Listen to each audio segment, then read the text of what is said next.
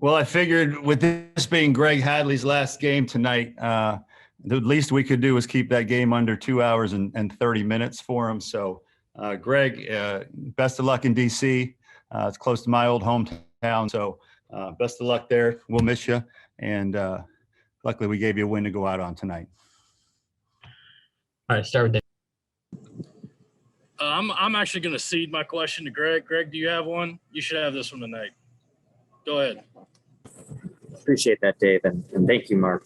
I was just curious with Wes Clark. It seems like he's really turned the corner in the past couple of weeks.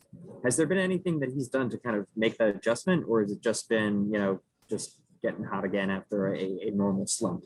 Yeah, it's just baseball. I know I say it all the time, but in the big leagues, guys get 600 plate appearances, and there's ups and downs, and there's ebbs and flows, and there's hot streaks and cold streaks. At the end of the day, you look up and he's having a really good season. So just needs to obviously continue to figure out what makes him tick, and just want to see these kind of performances on the weekends too. That's what's most important now is he can do these things on the weekends. And I think he's getting better every week and getting more comfortable with the kind of pitching we see on the weekends. Dave. Mark, CJ obviously had a very good start tonight. Do you look at that as maybe he could come back this weekend, or is that maybe an audition for Hoover next week? Where do you see his role going forward?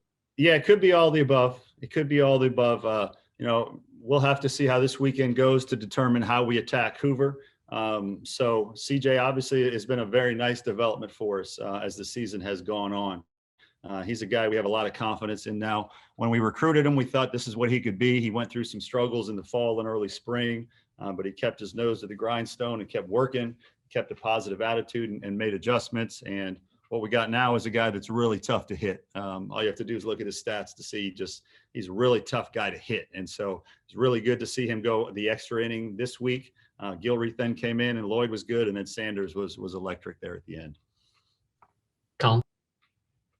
Yeah, Mark, Will's come in and pitched the 9th inning in the last 2 games. Do you think his role going forward is kind of a closer type for you? And what have you seen from the bullpen as a whole, especially tonight? Yeah, the bullpen's been good for us all year. And yes, with Carey and Sanders basically swapping roles, Sanders is now available at the end of the game, but we also obviously have a lot of confidence in Bosnick and Lloyd and Peters. So we didn't have to give up a whole lot. What we've learned by putting Carey in the starting role, because Will Sanders out of the bullpen has been really, really good all year for us early in the season. And now that he's back in that role, he's been electric. So when you take a bullpen guy out to put him in the rotation, the fear sometimes is that what's going to happen with that guy not back there. But Will makes us feel a little bit better that's another weapon to go along with the other guys when we need outs late in the game. Cam Gaskins. Hey, Coach, not to move on from tonight's game too quickly, but with the news that came out today about the weekend series against Tennessee having full capacity, how excited is this team to wrap up the season with hopefully a packed house at Founders Park? Very excited. Very excited. 2 great teams, 2 teams trying to host, 2 teams whose RPI are in the top 11. And so should be great baseball. Hopefully it's not the last games at Founders this year. Hopefully we take care of business and have the opportunity to host. Obviously we're in the final 20 right now being considered. So it's going to be a really fun weekend of baseball. It's going to be hot. So I encourage all the fans coming out, get your waters, stay hydrated, but it should be a good old fashioned SEC series where there's a lot on the line, a lot of emotion, and I hope to see no empty seats in Founders Park. I know Gamecock fans love big games in Founders Park, so just can't wait to see it. Dave. Mark, obviously you're doing a little bit of lineup switcheroo with Brennan being out, but what do you think of Satterfield at first? Is that a lineup that you could use with Clark at catcher and so on? Yeah, obviously Burgess is our number 1 catcher. So tonight was all about getting him a break, and he caught 27 intense innings this weekend, and the Tennessee series being a day earlier because of the tournament following. Just wanted to give him a chance to catch his breath, get the body fresh for the Tennessee weekend. And so the decision was with Clark going to catcher, what do we do with the DH spot? Thought Mendham goes there, and then that opened up first base. And Satterfield now has become our defensive replacement late in games because he is our best defender at first base.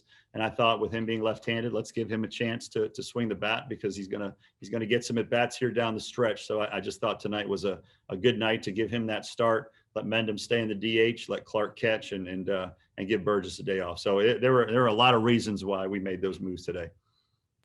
Cam.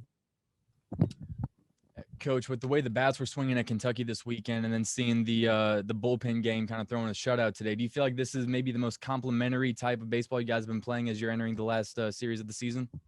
I hope so. Again, you want to put it all together. You want your pitching to be in top form at the same time as your hitting, at the same time as your defense, because that's the teams that get to Omaha when it all comes together and it all is operating at full capacity. Pitching was obviously much more dominant today than the hitting was. I thought we hit better than what the stats reflected. The wind held up a bunch of balls today that would normally, I think, have been home runs. So I thought we swung the bat better than the stats would reflect. But the pitching obviously was the name of the game today for us. Mitch. Coach, obviously this is the final midweek game, and you guys have had pretty good success this season with the midweek games. Just how proud are you of the team to stay focused on those games? And obviously that's middle of the week, could get distracted, but those are games you've been able to work some things out and then carry that momentum sometimes into the weekends. Yeah, it's a really good question and a really good point. I agree.